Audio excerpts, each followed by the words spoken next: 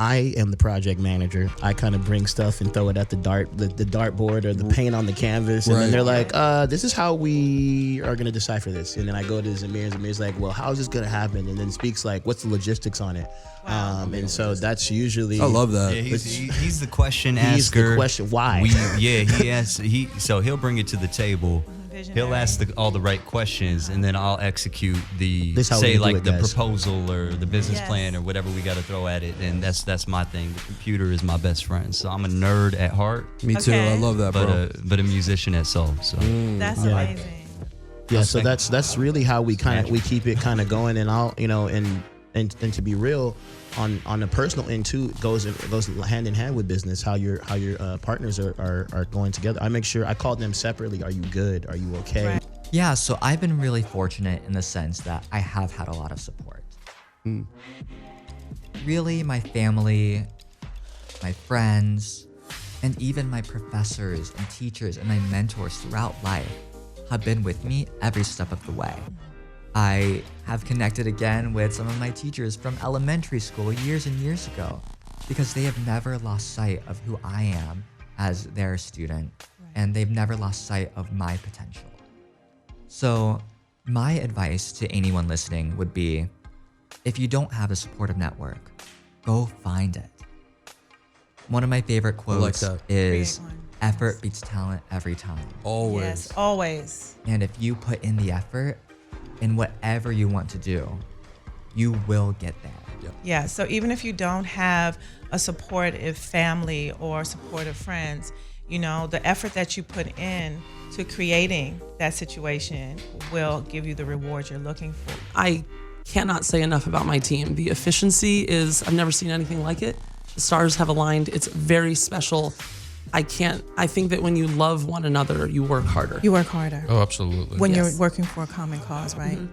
Yeah, and I wanted to ask you about that. Like your team, what does that consist of? What does that look like? Like how many people are there? Yes. So there's myself who does like all of the overhead stuff, all of the accounting, all of the social media. Then I have Jasmine, who is the director of operations.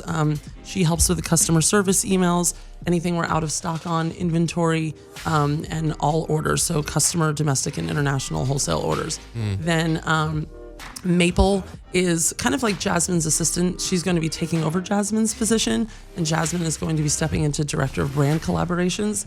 Therese and Chris are the only other two people that work in my house. Therese is our master filler. So she gets a fill list at the beginning of the day, and everything's collaborative, but she's like, okay, I need to fill 200 of this, 100 of this, and that's her job. That's her only thing to do. Love it. She's also a brand ambassador, so she'll go into store because she knows everything about how the product is formulated because she does it. And she'll train people in like the Detox Market, Credo, some of these boutiques, and then Chris is our photographer. So we document everything that happens in the office. It's like our own little reality show. We share it on social media, and that's it. And then we have our publicist. And I used to make everything urgent. Not everything is urgent. I'm like, so pick what is actually urgent. Do that, and then don't beat yourself up if you don't get everything done, because I would be so hard on myself where I'm like, oh, I wanted to finish all this today, and then I wanted to be here at this time. I wanted to make this much money by this age, and I'm like, yeah, that plan did not work, like at all. So staying organized and writing everything down. And then building your team. I used to I'm still like that, where I don't like passing off certain tasks, but then I have two people I really trust with my stuff now that I'm like, okay, I don't have to have my hand on everything. With numbers comes strength. Yes. Now you want to make sure that the people that you surround yourself are of like mind.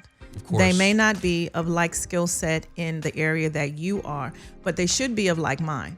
So, and you want to build your team around people who are positive, and and people who are consistent and going to do the things that they say they're going to do, so that it's an equal balance. And another thing is, don't spend a lot of time with people who continuously show you over and over again who they are, and it's not who you need in your life at that time. It's okay to, like you said, separate yourself from people who are in your circle that are not as driven as you are, because it will slow you down. It will slow. It's inevitable. It'll slow you down. And if you're the smartest person in your circle, your circle isn't wide enough. Yeah, you should always be in a circle of people where you are learning, where you are the student. Totally. It's okay to be the student and be learning in that environment.